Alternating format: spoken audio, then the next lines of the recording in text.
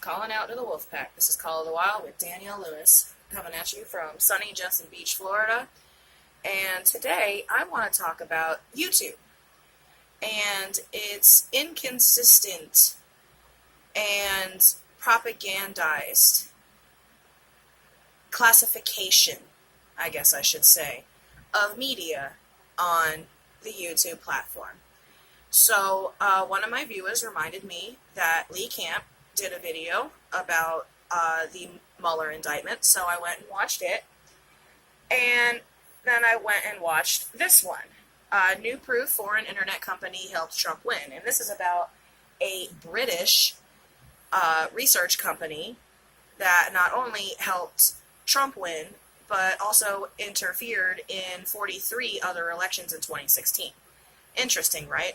But the thing that gets me is this little I right here, this little information. Now, my Xbox isn't working properly, so I had to do this on the phone, so bear with me here. And it says here, RT is funded in whole or in part by the Russian government. Interesting.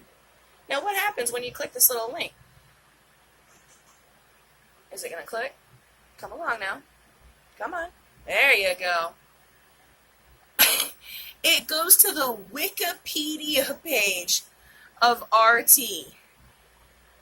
So apparently, in Google's mind, Wikipedia, which can be edited and altered by anyone, is the authority on foreign media.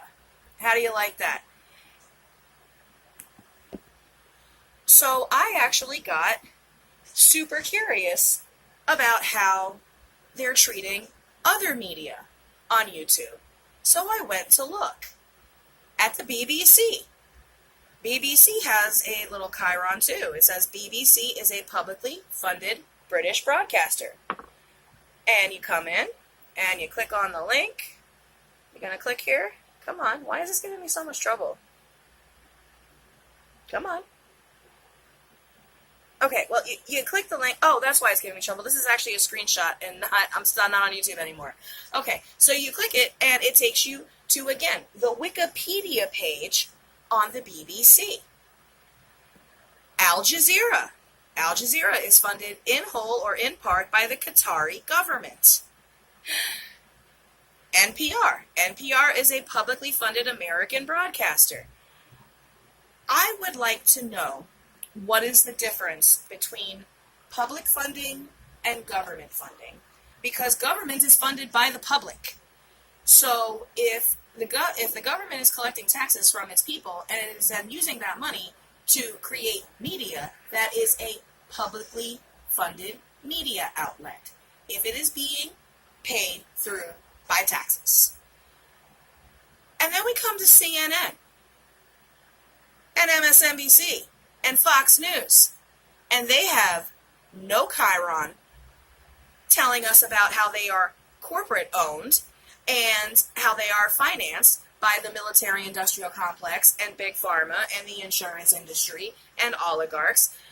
So what is the difference to YouTube between these companies and these?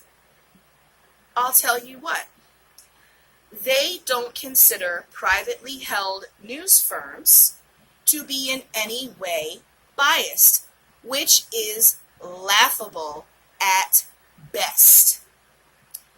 So now you have YouTube picking winners and losers and they are deciding who is credible based on who they're funded by.